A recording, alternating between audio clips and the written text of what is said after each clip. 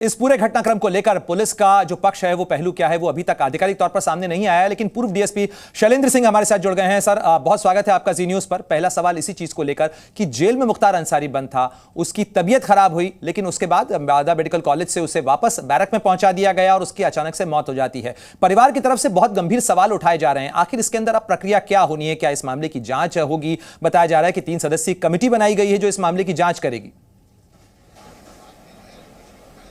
स्वाभाविक है, इस तरह की जांचों पे इंक्वायरी होती है, ये कोई नई बात नहीं है। और कुछ समय पहले भी, कुछ दिनों पहले इसने न्यायालय में कहा था कि मुझे धीमा जहर दिया जा रहा है, ये सब दिया जा रहा है, तो उसमें गंभीरता बढ़ती है, जांच होनी है। लेकिन न्यायालय सबूतों के आधार पे चलता है। अगर सबूत आपके पक्ष में नहीं है तो निर्णय आपके पक्ष में नहीं आना है। रही बात आरोप प्रत्यारोप की, चाहे परिवार लगा रहा हो या पॉलिटिकल पार्टीज जो खासकर विपक्ष में है, तो चुनाव का समय है, एडवांटेज लेने की इन लोग की कोशिश है। लेकिन इन लोग भूल जा रहे हैं कि एक क्षणिक एडवांटेज लेने के चक्कर में जनता इस चीज को देख रही है कि मुख्तार का क्या चरित्र था। मुख्तार का चरित्र किसी से छिपा नहीं है। बिल्कुल शैलेंद्र जी, और आपने जब मुख्तार अंसारी को पहली बार गिरफ्तार किया था तो उस गिरफ्तारी के बाद किस तरीके की वो जो चुनौती थी उस समय, कितना मुश्किल था? क्योंकि इस पूरे इलाके के अंदर खौफ का पर्याय भी रहा है मुख्तार अंसारी। उस समय तो बहुत ही विकट परिस्थिति थी। आप समझ सकते हैं कि मुख्तार अंसारी का क्या जलवा था कि मऊ के दंगे में वो खुली जीप में घूम रहा था, कर्फ्यू लगा हुआ, और मीडिया फुटेज में सब जगह देखा गया उसको।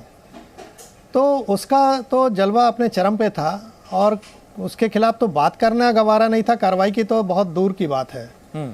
लेकिन उस समय हम लोगों ने हिम्मत जुटाया, कार्रवाई की। लाइट मशीन गन जो आर्मी से चुरा के वो लाया था एक भगोड़ा सैनिक, उससे ये खरीद रहा था, उसकी रिकवरी की। अब तक उत्तर प्रदेश की अकेली रिकवरी है लाइट मशीन गन की। और ऐसी दशा में जो हम लोगों ने अच्छा कार्य किया था वो बैड वर्क में हो गया। पोटा कानून एग्जिस्ट करता था, वो लगाया था। मुलायम सिंह नाराज़ हो गए, उन लोगों ने कहा कि इस कानून को हटाओ, ये पोटा नहीं लगेगा। वो सरकार में थे, मुख्यमंत्री थे, जो भी चाहे कर सकते थे। लेकिन खामियाजा हमने और हमारी टीम को भोगना पड़ा। अंत में पूरी जिम्मेदारी लेते हुए मैंने त्यागपत्र दे दिया इस घटना रिकवरी के 15 दिन बाद। तो चुनौती तो बहुत ही विकट थी, लेकिन सच का साथ देने का। बिल्कुल शैलेंद्र जी, आप जिस तरीके से बता रहे हैं, राजनीतिक संरक्षण में ही इसी तरीके के माफिया जो हैं वो पनपते हैं, बड़े होते हैं, और इसके बाद कानून और व्यवस्था के लिए एक बड़ी चुनौती बनती है। लेकिन अगर बीते कुछ 18 महीनों की बात की जाए तो उसके अंदर 8 केसेस के अंदर कन्विक्ट हुआ मुख्तार अंसारी, और अब एक तरीके से कहा जाए मुख्तार अंसारी दुनिया में नहीं है, उसका खात्मा हो चुका है। चाहे कारण हार्ट अटैक रहा हो या जांच के अंदर जो भी सच सामने आता है, कहीं ना कहीं कानून की प्रक्रिया धीमी भले ही चली हो लेकिन न्याय तक जरूर पहुंची, जिस तरीके से खौफ था मुख्तार अंसारी का। देखिए, कानून, हमने आपसे बार कहा कि न्यायालय सबूत पे चलता है। अभी इस सरकार के पहले तक दशकों पुराने केस थे, लेकिन मुख्तार अंसारी के खिलाफ कोई गवाही देने की हिम्मत नहीं करता था। जो देने की हिम्मत किया वो मार दिया गया या दबाव में उसको हटना पड़ा। लेकिन जब योगी जी की वर्तमान सरकार आई, 3 साल पहले पंजाब जेल से यहाँ लाया गया, जहाँ वो ऐश से रह रहा था, यहाँ देखा अपने व्हील चेयर पर आ गया और यहाँ पे तन्हाई बैरिक में वो उसको जीवन यापन करना पड़ा। उसके खिलाफ एक जितने भी केसेस थे उनको न्यायालय में स्पीडी ट्रायल में लाया गया। जो गवाही से डरते थे लोग, उनको लगा कि नहीं, अब निज़ाम बदला है, अब हमको प्रोटेक्शन मिल रहा है, तो कन्विक्शन भी होने लगे। 2 उम्र कैद की सज़ा 1 साल के अंदर हो गई इसको। तो अब वही घटनाक्रम जो इसके डर से नहीं होता था, अब डर खत्म होने लगा, न्यायालय काम करने लगा, गवाहियां होने लगी, सब कुछ होने लगा। बिल्कुल शैलेंद्र जी, लेकिन मैं एक बार फिर लौटना चाहूंगा गिरफ्तारी की उस घटना पर, क्योंकि आपके ऊपर किस तरीके का दबाव था, जिस तरीके से आपने भी बताया कि उसके बाद खिन्न होकर आपने, दुखी होकर आपने पुलिस सेवा से इस्तीफा दे दिया। लेकिन क्या उसके बाद, इस गिरफ्तारी के बाद आपको, आपके परिवार को धमकियां भी मिली? बिल्कुल सही है। देखिए, दबाव बहुत बड़ा था उस समय, क्योंकि आपको याद होगा 2003 में मायावती जी की सरकार को तोड़ के मुलायम सिंह जी के अल्पमत की सरकार बनी थी जी। और उसमें मुख्तार जैसे लोग बड़े उनके काम के थे, जो विधायकों को किसी तरह ला के उनके फेवर में किए हुए थे, उनको सपोर्ट करते थे। तो जब पोटा कानून लगा तो मुख्तार को लगा कि अब मैं कहीं से भी बच नहीं सकता हूं। तो इस कंडीशन में उसने मुलायम सिंह से जो भी कहा हो, और उन्होंने फिर दबाव बनाना शुरू किया हम पे, हमारे अधिकारियों के माध्यम से। और जब हम लोग तैयार नहीं हुए, आपको भी कभी धमकी दी मुख्तार ने? एक लेवल के नहीं, सीधे धमकी तो उसने नहीं दी, लेकिन इनडायरेक्टली लोगों से इस चीज़ को कहता रहा, समझाता रहा, मतलब अपने लोगों को कि वेल विशर बन के जाओ। कुछ हमारे भी जानने वाले कॉमन थे, वेल विशर बन के आते थे कि शैलेंद्र जी क्यों आप पंगा ले रहे हैं, आप मुख्तार अंसारी को नहीं जानते हैं, जेलर को दिन दहाड़े मरवा दिया लखनऊ में, एडिशनल एसपी के ऊपर गोली चला दिया, वीएचपी के बड़े बड़े लीडरों को, कोषाध्यक्ष को उसने अपहरण करके मरवा दिया। तो ऐसी दशा में एक माहौल बनाते थे लोग कि आप पीछे हट जाइए, लेकिन खैर मैं अपने सच के रास्ते पे रहा, पीछे नहीं हटा। शैलेंद्र जी, इस तरीके की घटनाएं जब माफिया के खिलाफ कानून की कार्रवाई को बाधा पहुंचाई जाती है, पुलिस फोर्स के लिए कितना डिमोरलाइजिंग होता है ये? और डिमोरलाइजिंग तो बहुत ही हुआ, पूरा उस समय फोर्स का मनोबल गिर गया और सब लोगों को यही लगा कि अब हम लोग जान पे खेल के इस तरह की कार्रवाई क्यों कर रहे हैं, हमको नहीं करना चाहिए, नहीं लड़ना चाहिए। मुझे जो लोग समझाते रहे मैं तो चला गया, लेकिन हमारे लोगों को भी उन लोगों ने समझाया और मैंने भी लोगों से कहा कि भाई देखो, अब इस समय सरकार, प्रशासन, शासन पूरा उन लोग के साथ है माफियाओं के, तो तुम लोग को भी अपना बच के काम करना होगा। और मैंने अपने त्यागपत्र में ये लाइन लिखी, इसीलिए लिखी कि जनता इस पक्ष को जाने। डेमोक्रेसी में सोचती है कि मैंने अपने सरकार चुनी है अपने हित के लिए, लेकिन वो सरकार आपके कहने के लिए है, आपके हित के लिए, वो माफियाओं को संरक्षण। जाहिर तौर पर शैलेंद्र जी, कहीं ना कहीं राजनीतिक संरक्षण था, इसीलिए अक्सर मुख्तार अंसारी अपनी मूंछों पर ताव देता हुआ नजर आता था। लेकिन अगर मुख्तार अंसारी के नेटवर्क की बात की जाए तो उसका माफिया नेटवर्क आखिर कितना बड़ा था? आपने तो इस मामले को, इस केस को काफी अच्छे से स्टडी किया है। बिल्कुल, नेटवर्क बहुत बड़ा था। पूर्वांचल के जितने बड़े पट्टे हों, ठेके के हों, चाहे व्यापार के जो भी साधन हो, सब पे उसका नियंत्रण था, डायरेक्ट इनडायरेक्ट। वो नहीं कर रहा है तो उसके लोग कर रहे हैं, या जो भी कर रहे हैं सब उसके सहमति से कर रहे हैं, उसको कमीशन दे के। और यही कारण था कि रातों रात उसने देखते देखते हज़ारों करोड़ का एम्पायर खड़ा कर लिया अपना। लेकिन जब सरकार सख्त हुई तो यही गैंगस्टर एक्ट के तहत आज आप देख रहे हैं कि सैकड़ों करोड़ की रिकवरी भी हो चुकी है, उनके लोग जेल गए या मारे गए। तो जो साम्राज्य बनाया था उसने, वो धीरे धीरे ढहना शुरू हो गया, और जो डर के साम्राज्य को अपने फेवर में लोगों को कायम करके उसने बनाया था, वही डर उसके ऊपर हावी हो गया और अंत में हार्ट अटैक। शैलेंद्र जी, क्या आप ये कहने की स्थिति में हैं कि अब मुख्तार अंसारी के जाने के बाद, चूंकि उसके जो बेटे हैं वो भी केसेस के अंदर फंसे हुए हैं, तो ये कहा जा सकता है कि माफिया डॉन मुख्तार अंसारी का पूरा नेटवर्क अब खत्म हो चुका है? देखिए, मैं कह रहा हूँ ये पूरी तरह से नेटवर्क इतनी जल्दी नहीं ख़त्म हो जाता।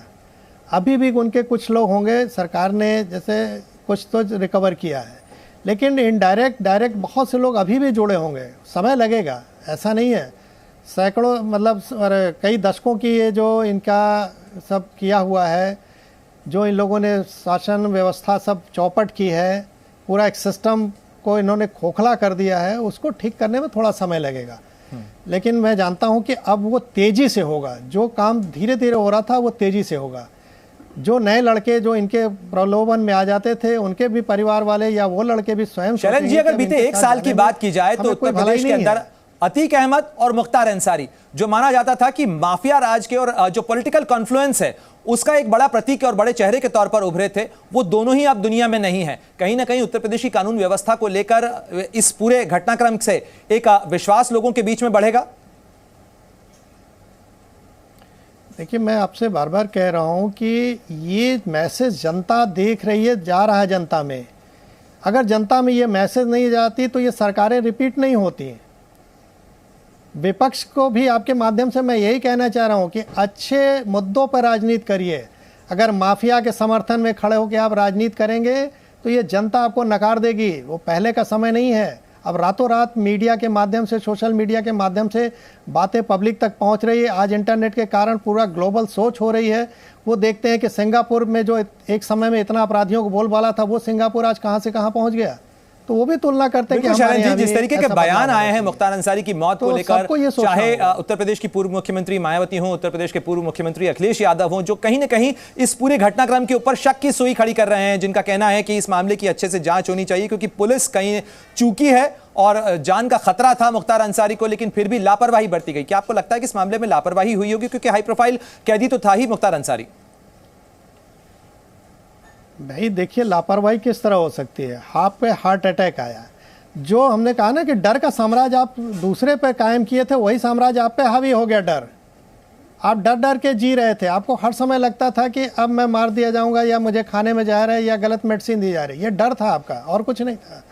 तो जो आपने किया था वही आपके सामने आया। और रही बात पॉलिटिकल पार्टीज़ की आरोप लगाने की, तो चुनाव का समय है, चाहेंगे लोग कि थोड़ा बहुत फ़ायदा मिल जाए उसको, लेकिन ये चीज़ पॉलिटिकल पार्टी सभी को, चाहे पक्ष में हो चाहे विपक्ष में, ये सोचना पड़ेगा कि अगर इस तरह के चरित्र के लोगों के साथ वो खड़े होंगे तो जनता उनको नो डाउट खारिज करेगी।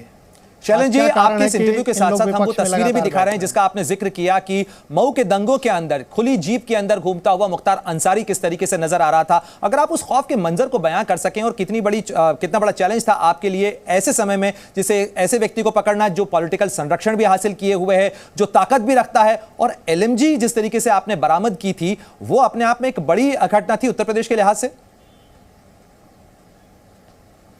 हाँ बिल्कुल, ये तो बहुत बड़ी घटना थी LMG रिकवरी। आपने देखा इकलौती रिकवरी अब तक LMG की है, वो भी आर्मी से चुराई हुई।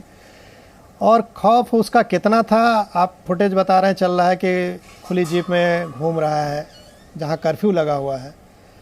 तो बहुत कुछ था उस समय, इसका चरम पे अपना था। LMG क्यों हासिल करना चाहता था मुख्तार अंसारी? अपराध तंत्र, वो भी सेना से चुराई हुई LMG। देखिए, ये बिल्कुल सही कहा आपने। ये इसके पीछे इसका कारण ये था कि जो टेप हम लोग सुन रहे थे उसमें बार बार ये कह भी रहा था अपने लोगों से कि इस लाइट मशीन गन को किसी भी कीमत पर मुझे मिलनी चाहिए, क्योंकि कृष्णानंद की जो बुलेट प्रूफ गाड़ी है वो राइफल के अगेंस्ट में है, तो लाइट मशीन गन उसको भेज देगी। तो इसलिए वो उस समय 20 साल पहले 1 करोड़ में इसका सौदा कर लिया था। और हम LMG अगर रिकवर न करते तो उसी समय कृष्णानंद मार दिए गए होते हैं। लेकिन मेरी LMG रिकवरी के कारण 1.25 साल समझिए उनको और जीवन दान मिल गया। लेकिन आखिरकार कृष्णानंद राय को मारा मुख्तार अंसारी ने, और एक तरीके से जो वहां पर गैंग राइवलरी कही जाए या जिस तरीके से पॉलिटिकल राइवलरी बन रही थी, वहां पर एक दूसरे का प्रतिरोध हो रहा था, इसने पूरे पूर्वी उत्तर प्रदेश, गाजीपुर, मोहम्मदाबाद, उस पूरे इलाके को अगर देखा जाए तो उसके डेवलपमेंट को भी बहुत बाधित किया। शैलेंद्र जी, हाँ बिल्कुल सही बात है। जब सरकार का ही संरक्षण हो तो फिर आपको कुछ करने से कोई कैसे रोक लेगा। और आपने देखा कि जिस तरह से वो उनकी नृशंस हत्या हुई थी कृष्णानंद जी की, वो एक सबके लिए ऐसा एक मंजर था कि भाई अब मुख्तार के सामने कोई ना बोले, क्योंकि वो जो चाहेगा वो कर लेगा। 2 साल से पीछे पड़ा हुआ था मारने के, और उसने मार दिया। इन दोनों लोग के बीच में क्रॉस फायरिंग जनवरी 2004 में लखनऊ में हुई जी। तो जब सरकार ही साथ हो तो क्या कहा जाए। शैलेंद्र जी, मैं एक बार फिर लौटना चाहूंगा मुख्तार अंसारी की मौत की घटना पर, क्योंकि जो परिवार आरोप लगा रहा है, धीमे जहर की बात कही जा रही है। आप चूंकि पुलिस व्यवस्था और जेल व्यवस्था को भी बहुत अच्छी तरीके से जानते हैं, जरा बताइएगा कि ऐसे में इस तरीके की घटना ना हो, इसको सेफगार्ड कैसे किया जाता है, जेल मैनुअल के अंदर कैसे इस बात को सुनिश्चित किया जाता है कि कैदी को किसी तरीके का जहर जो है उसके खाने में ना हो? देखिए, मैं आपसे बार बार कह रहा हूं कि ये चीज़ें उसके अपने अंदर की डर थी। कोई भी जेल का कर्मचारी, चाहे अधिकारी हो या डॉक्टर हो, एक मुख्तार के लिए अपनी ज़िंदगी दांव पे नहीं लगाएगा। वो कभी नहीं चाहेगा कि मेरे जो सीधे हमारे निगरानी में मुख्तार है और कल को ये मरे तो मेरे ऊपर आ जाए। तो ऐसा मेरे हिसाब से जो मेरा अनुभव है कि इनके साथ ऐसा कुछ नहीं हुआ होगा, लेकिन चूँकि ये बार बार यहाँ से निकलने की भी कोशिश कर रहे थे, इसलिए ऐसा माहौल भी बना रहे थे कि हमको उत्तर प्रदेश के जेल से बाहर कहीं ट्रांसफ़र कर दिया जाए। ये मुझे जो पता चल रहा था, लेकिन डर हावी हो गया, अंत में इन्हीं की जान चली गई, इन्हीं का अपने ही कर्मों से। शैलेंद्र जी, ऐसा भी कई बार देखा गया है, चाहे मुख्तार अंसारी हो, अतीक अहमद हो, ये कानून की जो प्रक्रिया है, कानून के जो विकल्प हैं, उनका इस्तेमाल करते हुए कहीं ना कहीं उनके गलियारों को तलाश कर बचते रहे हैं। देखिए, कानून का विकल्प से नहीं ये बच रहे थे। जब प्रोटेक्शन आपको मिलने लगे ना, तो हमने कहा ना, न्यायालय में सबूत भी नहीं पेश हो पाते हैं, गवाही नहीं हो पाती है, तब ये बचते हैं। और आज क्या कारण है कि इनको साल भर के अंदर 2-2 उम्र कैद हो गई, तमाम केसेस में सजा हो गई थी। तो कानून से बच कोई नहीं सकता। हाँ, कानून जिनके हाथ में है, जिनके जिम्मेदारी है कानून को निभाने की, चलाने की, उसको लेके एक सिस्टम कायम करने की। बिल्कुल शैलेंद्र जी, कानून उतना ही मजबूत होता है, उतना ही प्रभावी तरीके से काम करता है जितना उसे लागू करने वाले लोग होते हैं। बहुत शुक्रिया जी न्यूज़ से खास बातचीत करने के लिए आपका। और इस बड़ी खबर पर हमारी नजर लगातार बनी हुई है। ग्राउंड जीरो पर भी आपको लिए चलेंगे क्योंकि